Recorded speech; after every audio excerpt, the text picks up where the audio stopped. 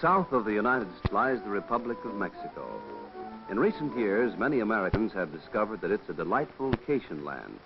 Their visits, however, are usually confined. The northwestern is a relatively unknown land to most Americans.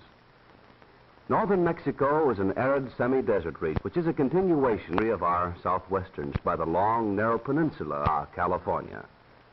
Baja California means Lower California.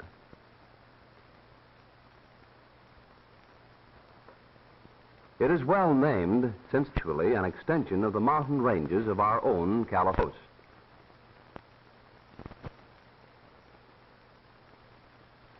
It stretches for 750 miles south of the border as a rugged, barren desert country with little water or green grass.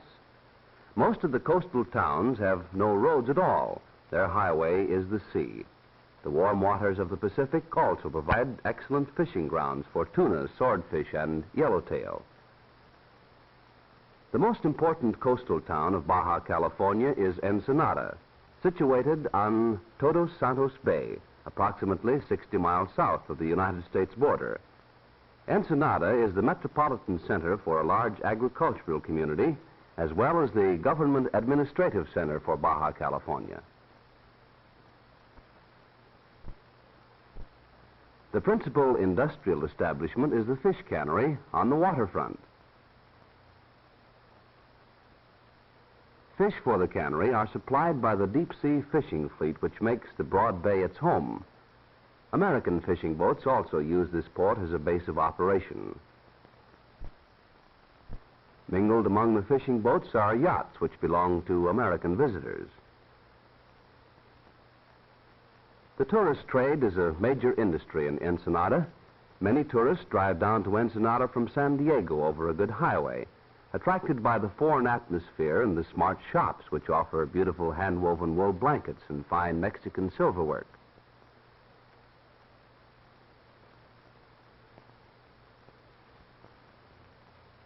For those who wish to spend a weekend or a vacation here, Ensenada offers luxurious resort accommodations, such as this palatial seaside hotel.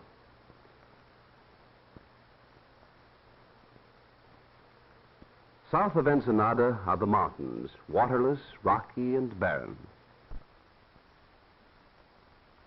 Many of these mountains are rich in mineral deposits, including gold, silver, and copper, but the absence of water and the lack of transportation has prevented any extensive mining.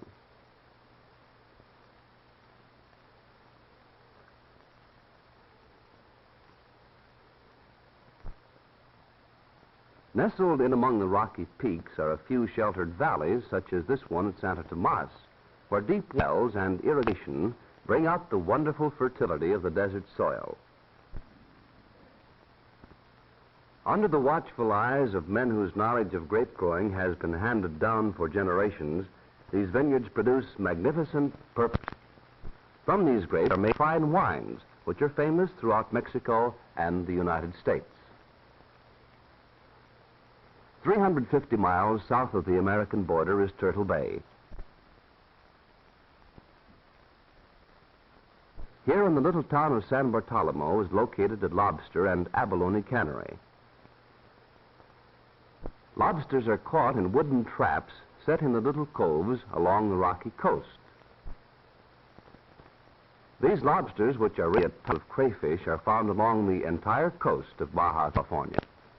Abalone fishermen find the large shellfish clinging to the rocks on the bottom of the bay.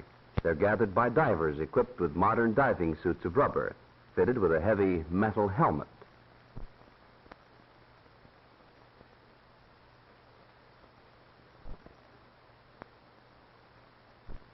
The water here is about 20 feet deep, but it's so clean that the diver can easily see to work.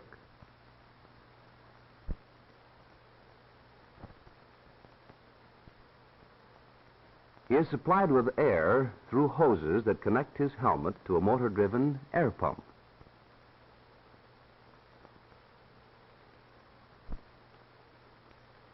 The diver puts the abalone into a net, which is pulled up by the men in the boat.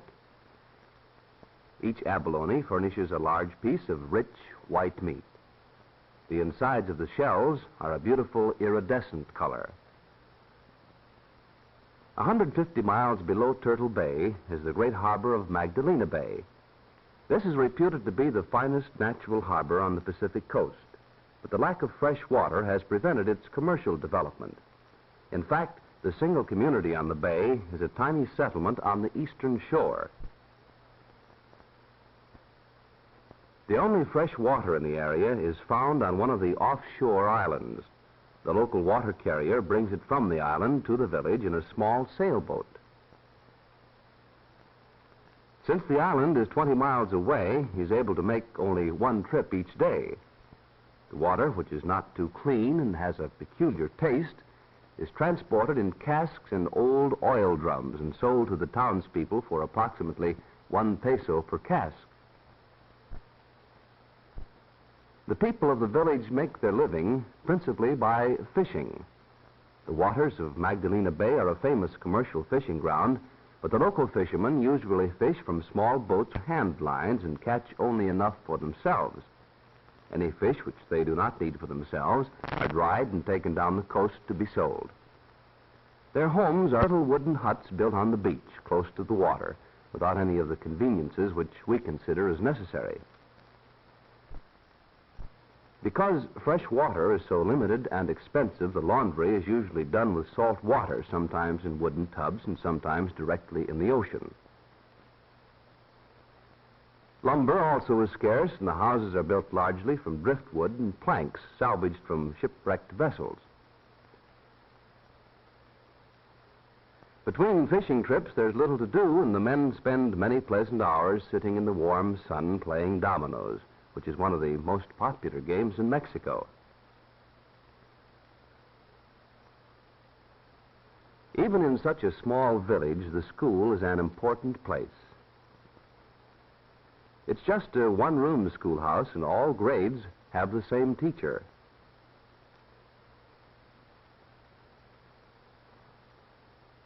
The teacher is a graduate of a special government school and has been trained to teach not only reading, writing, and arithmetic, but also health and hygiene, good citizenship, and group activities.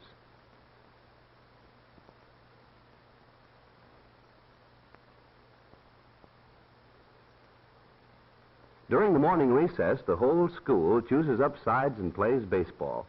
Baseball is as much a national game in Mexico as it is in the United States. At the tip of Baja, California, is Cape San Lucas and the town of San Lucas. Here there is a little more rain, and the desert gives way to a country which supports a sparse vegetation of mesquite and hardy shrubs. Most of the rain falls during the late summer and early fall. Because of the long, dry months between rains, the trees are small and scattered. There's a fish cannery at San Lucas, and most of the people are either fishermen or work in the cannery.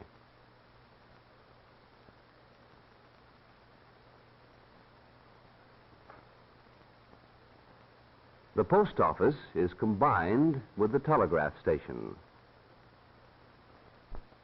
And here, the postmistress, who operates them both, also maintains a government weather station in the attractive garden behind her home.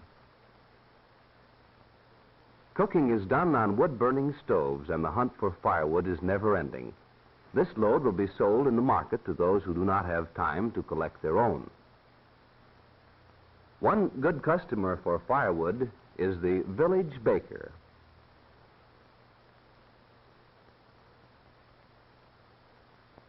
The little sweet cakes which he's making in his outdoor oven will be offered for sale in the general store.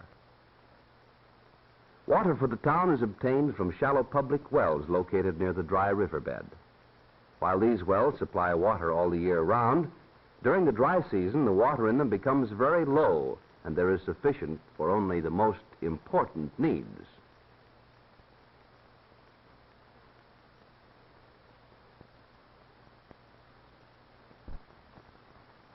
At San Lucas, automobiles again make their reappearance.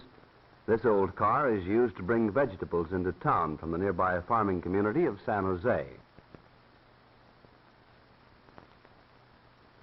The townspeople are trading dried fish to the farmers in exchange for the vegetables.